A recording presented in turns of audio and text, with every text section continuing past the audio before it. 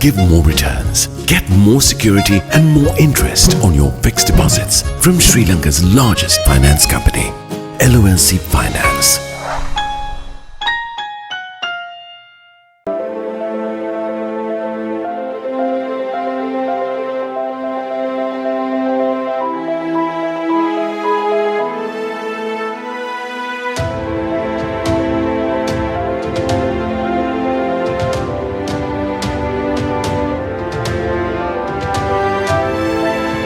To curb corruption, one must be courageous to confront and rise up against the corrupt. Sleep well, be guided by ethics and standards for peace of mind. Refresh Sri Lanka for a civic-minded society. In association with 99X. LMD, the voice of business.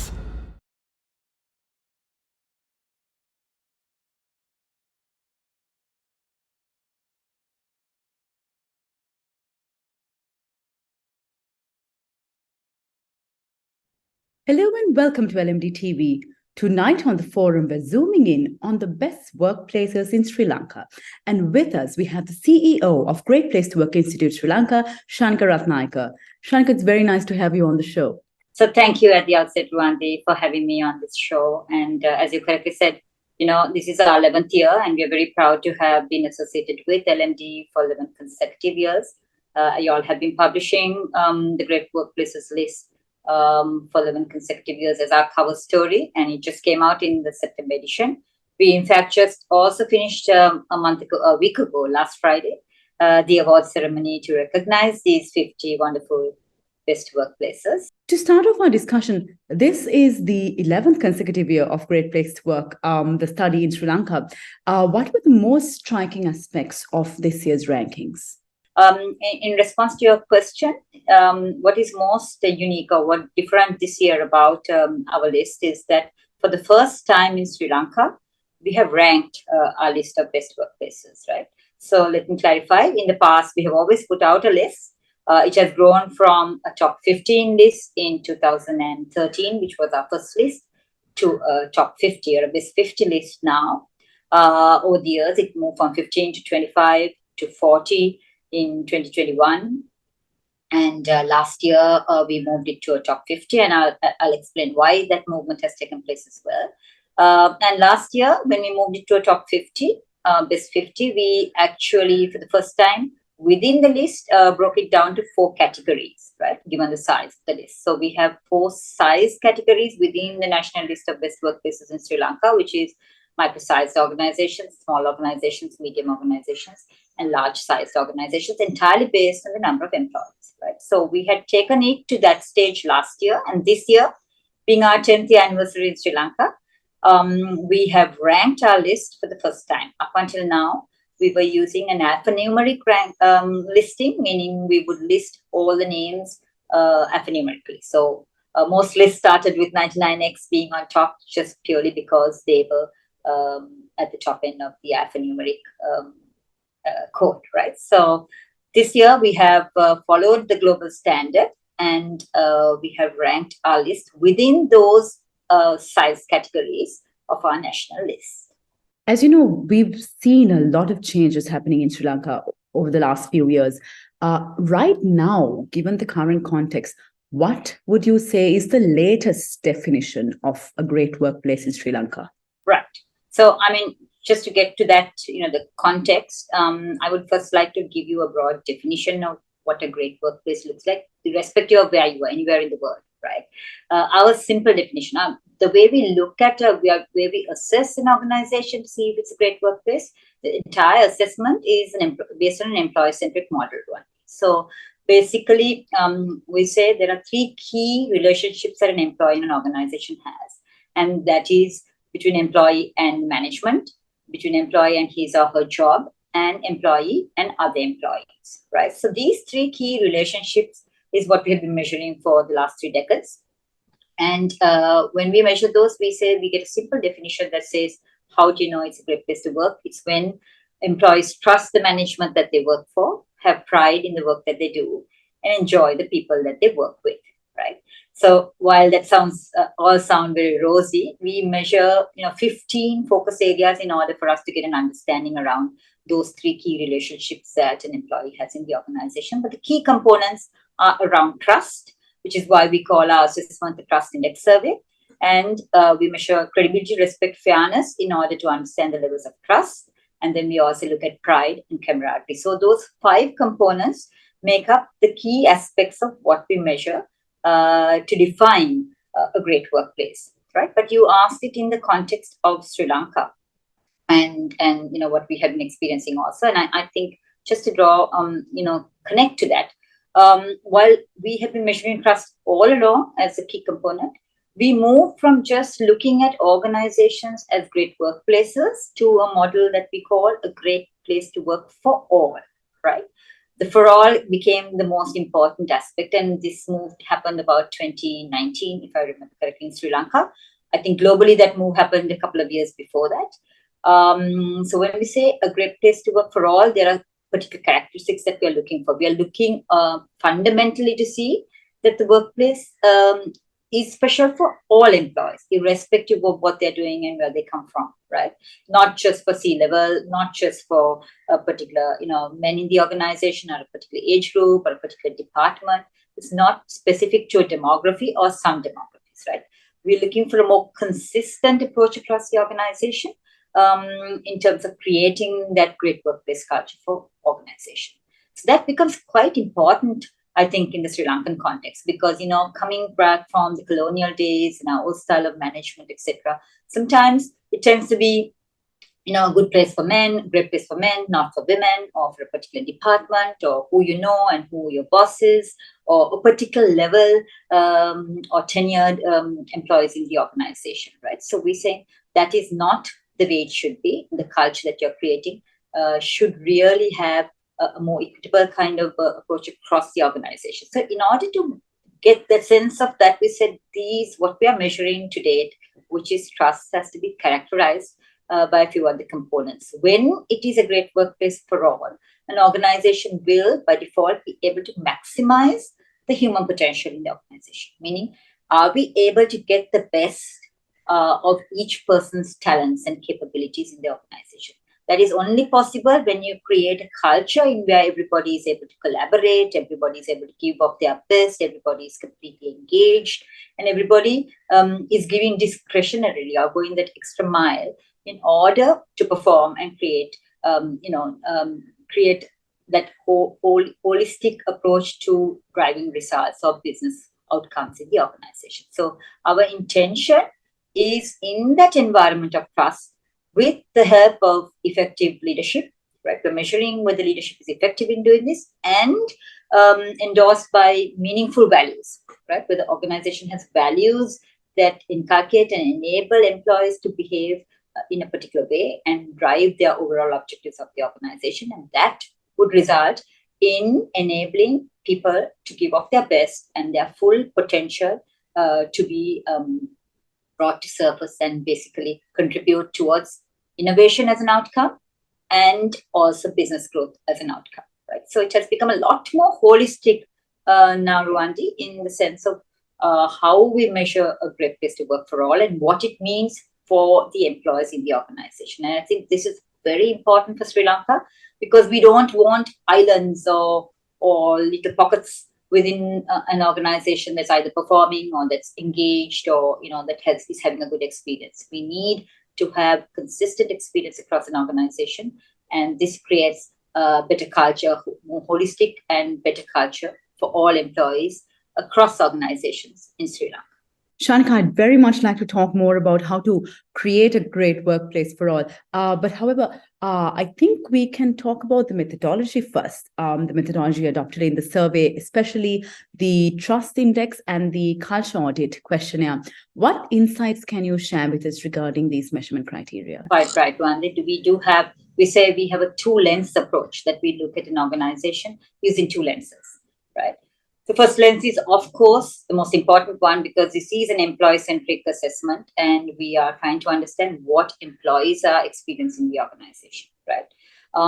So 75% of what we measure is based on the feedback of employees, right? And to measure those aspects, we use the trust index survey. And the trust index survey is using that model of those three relationships that I mentioned responded to in the first question, which is across trust, pride, and camaraderie. But measuring 15 areas around those three focus areas in order to understand what employees are experiencing overall in the organization. Right? So 75%, as I said earlier, is measured, is gotten from what employees are saying they're experiencing across these areas. And to measure this, we have a robust, tried and tested process, and we are using a gold standard assessment tool. Right? This is not tailored to Sri Lanka. This is not localized.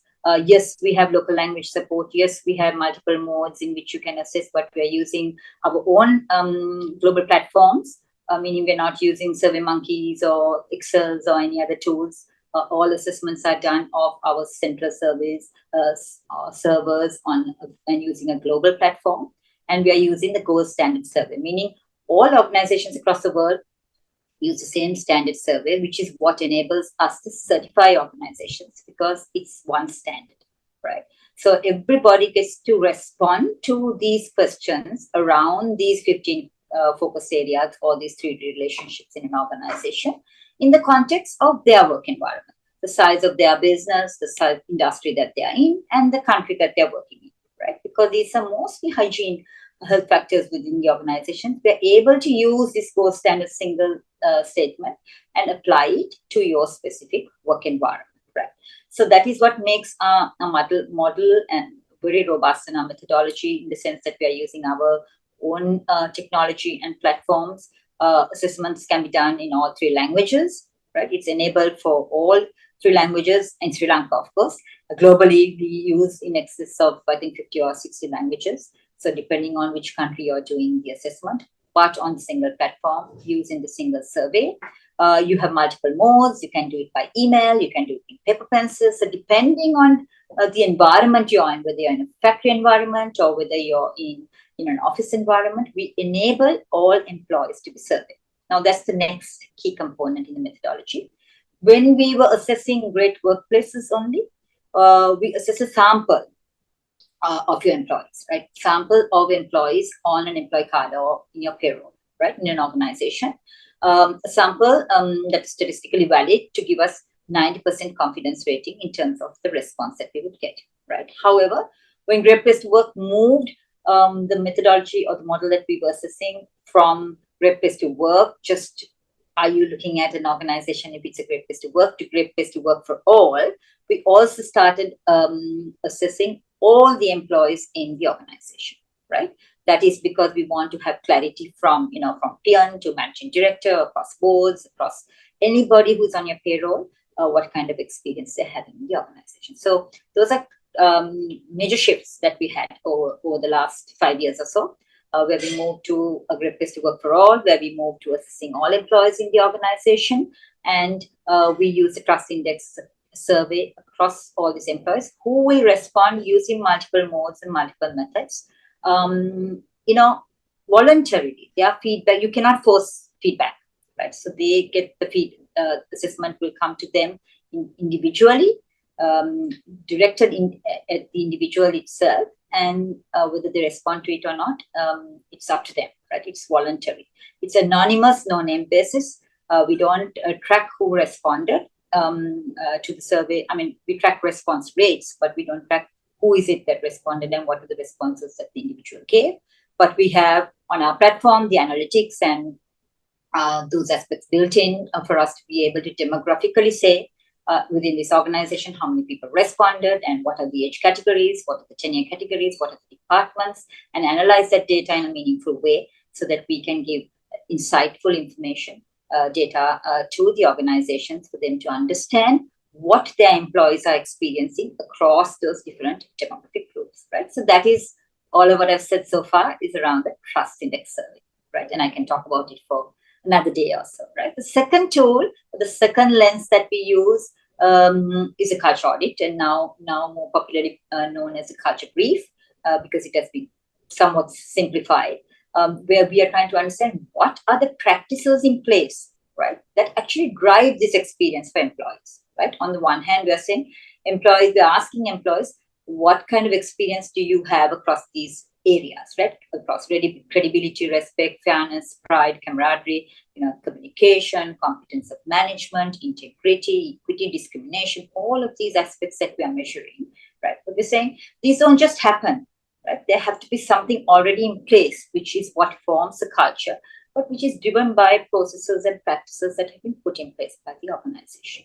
So these are measured through our culture audit or the culture brief process that we are referring to. And 25% of the scoring or the rating that we give the organization goes for what people put down, what organizations will put down centrally. Now, this is not responded to individually, because individually you may not know every single process and practice that has been implemented in the organization. There's a custodian of practices in an organization, which is normally generally HR. Doesn't have to be, but generally HR. So they will submit the response to that part of the assessment. And we look at both of these. Both are scored, obviously. 75% of the score to identify you as a great workplace comes from the Trust Index survey, and the remaining 25% from the culture brief. So when an organization's response, employee response, hits a score, an average score of 70%, right? We say they have met the global standard of being recognized as a great workplace, right? That is a threshold we need to certify an organization. That's a threshold that we have set in Sri Lanka as well.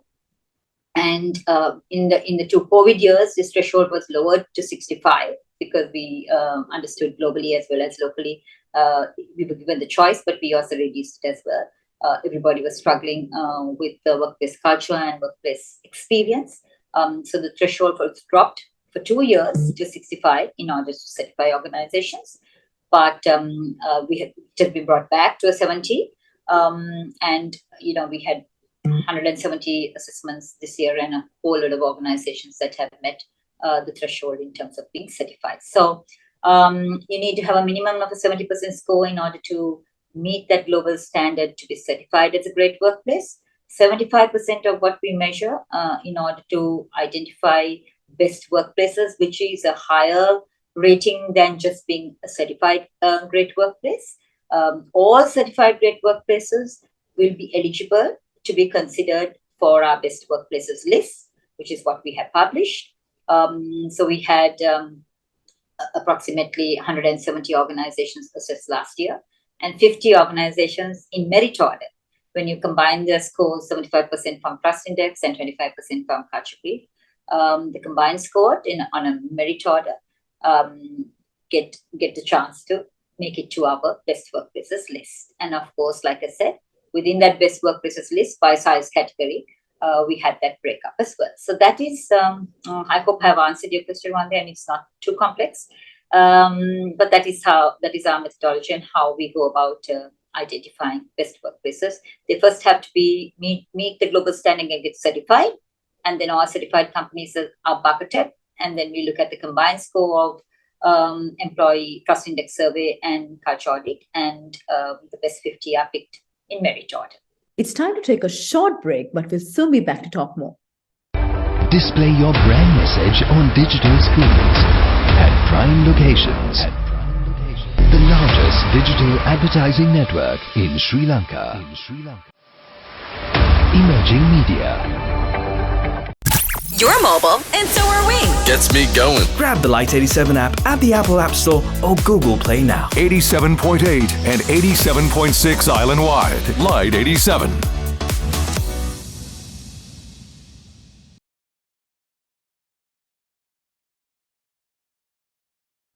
Welcome back to the show. We're speaking with the CEO of Great Place to Work Institute in Sri Lanka, Kshanika Ratnayaka.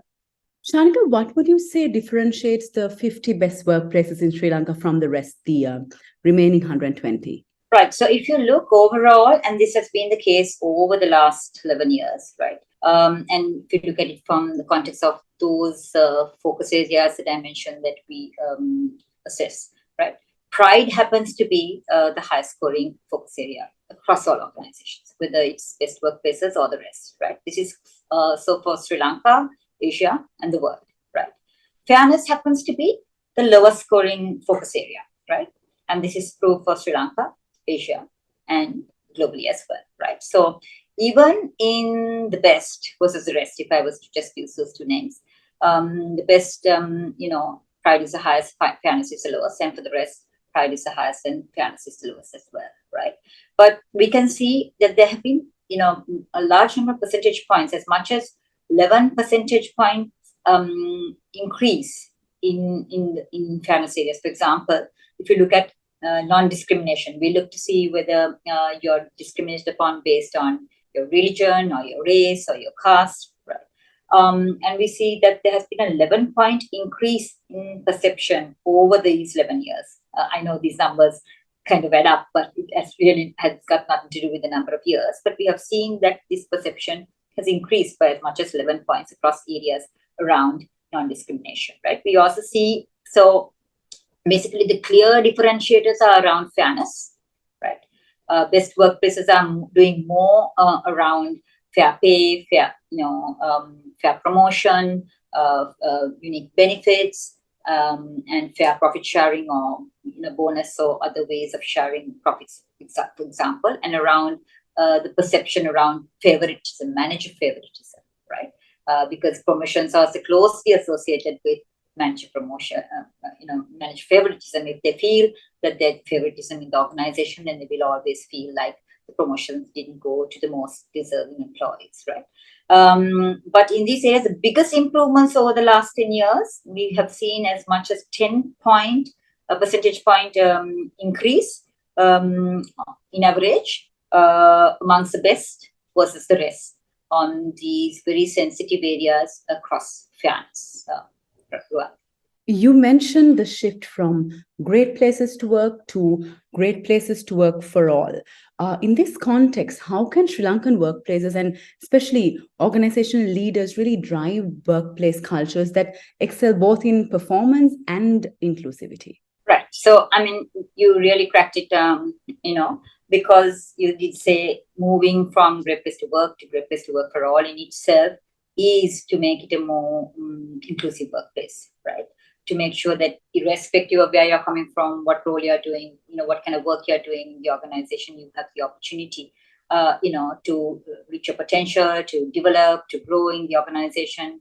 And therefore, we are able to maximize the human potential of the individuals in the workplace. And we create that culture where they are able to collaborate and innovate and become really a part of this winning game, right? So then when we have that kind of culture, what we're saying is that drives both the outcomes of these are that it drives innovation, because we are creating an environment in which people can be heard, right? We're creating an environment when we're encouraging people to collaborate, right? And for more listening to take a place, for feedback to be taken constantly, and also more opportunity to be heard and to contribute towards doing things differently or new and innovative ways of whether it's a process or a product or something fundamental, even across strategy or the way they work in the organization.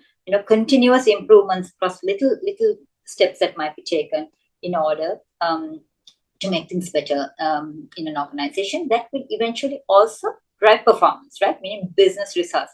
So business results and innovation, we say, are an outcome of the organization's ability to maximize human potential.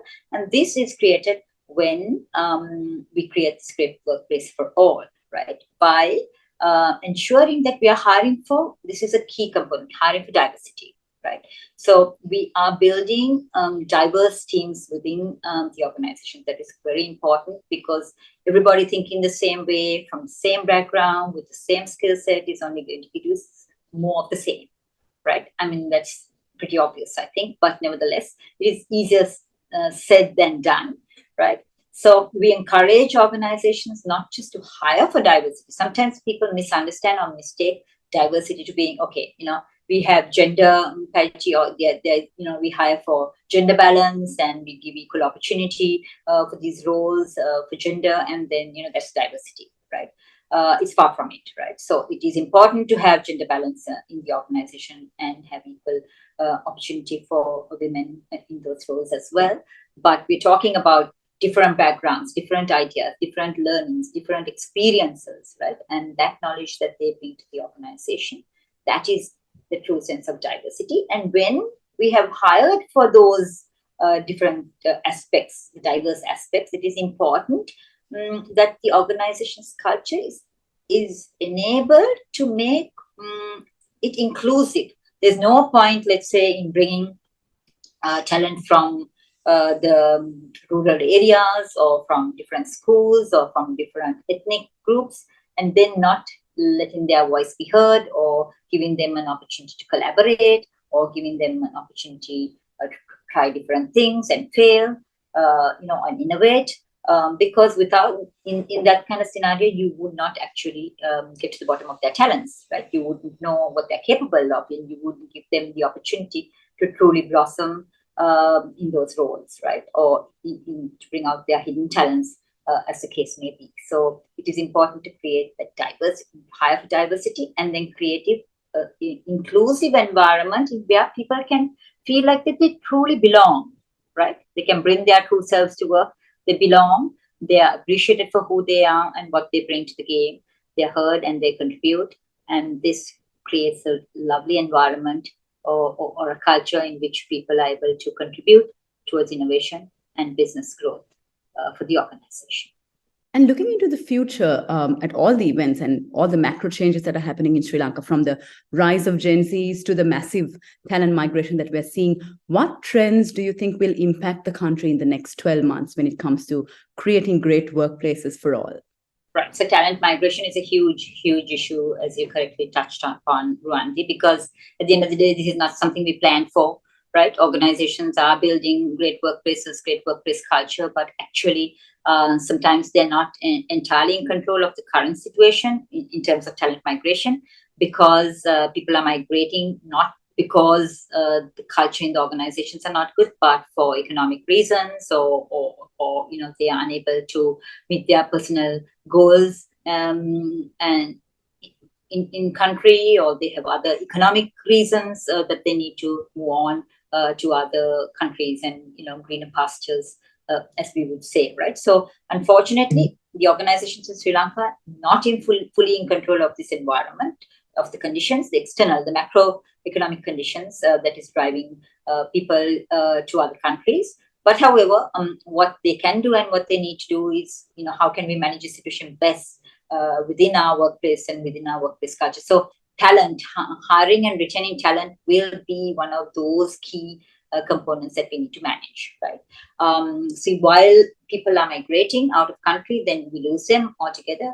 There's also a lot of people moving within organizations, right, within companies, because they're taking this opportunity either to realign their jobs, their roles, their salaries, and as other people migrate, then there are vacancies and opportunities for people to move into larger or better or more prosperous roles, as the case may be. So it's a lot of movement, not just out of the country, but there's also a lot of movement in the country within organizations itself. So finding that key talent, people who have the right attributes, the right attitudes, who have the good fit in terms of your culture and the values of the organization and what is driving your business agenda, the purpose of your work, the vision of your organization, and that fitment, and taking those people onto teams and nurturing, not only new hires, but also your existing talent in order to appreciate them and keep them in these roles become very critical, I think,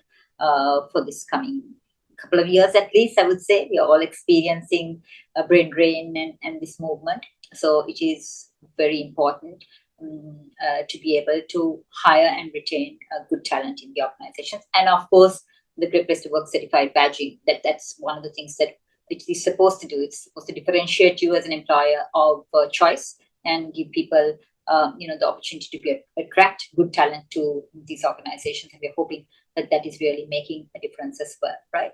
One of the other things is important going forwards is to hire for diversity, as we talked of, not no more of the same, but different people who can add different aspects and bring value to the organization. When we hire for diversity, making sure it's equitable, as well as that people are, it's an inclusive environment that we hire, and then we actually nurture and include people in initiatives and growth and development and collaboration and innovation in the organization, and that there's a sense of belonging, because people are looking for that in the organization. I think digitization or digital automation of processes enabling,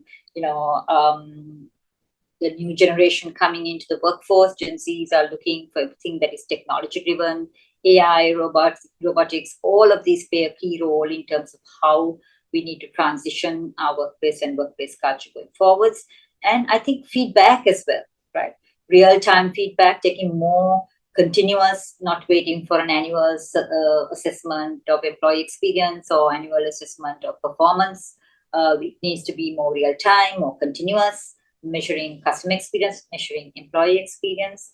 All of those aspects need a more focus, and people are very interested in their personal career development. So I think every organization needs to focus on that in terms of how the growth opportunities for individuals and how you can help them upskill and improve their growth opportunities, especially in this situation where we have a lot of brain drain, by helping them build and develop within the organization itself. And if I may touch on one more, I think employee well-being has become a hot topic, much talked about, especially the mental well-being aspect. I think all organizations have health plans and looked after the physical health aspects all these years for a long time. But mental health was taboo, maybe not talked about much, hidden, not in the agenda necessarily, but this is the area that is most prevalent, especially after COVID, where we see the younger generation struggle with depression, with burnout, being overwhelmed, being lonely, various different aspects that we need to create a very nurturing and caring environment within our organizations. And finally, that is really all of this is topped up by a very different empathetic leaders, right? We need to create and build managers, supervisors, leaders who are empathetic, understanding, and who manage people by giving them more flexibility, more opportunity, more collaboration, and generally making it all together more inclusive so that everybody has an opportunity to contribute towards the organization's growth and their personal growth and development as well. We've been talking with the CEO of Great Place to Work Institute in Sri Lanka, Kshanika Ratnayaka. Kshanika, it was really nice having you on the show. Thank you, Ruwandi. I know I've said a lot, but it is important, to focus on building great workplace culture. It is not just about certifying or being recognized as a great workplace, but more so about the journey of building a high trust, high performance culture in the organization. And to all our viewers, thank you so much for joining us. Until next time, take care. Don't forget to subscribe to our YouTube channel and follow us on Facebook and Twitter. Thank you for watching and stay safe.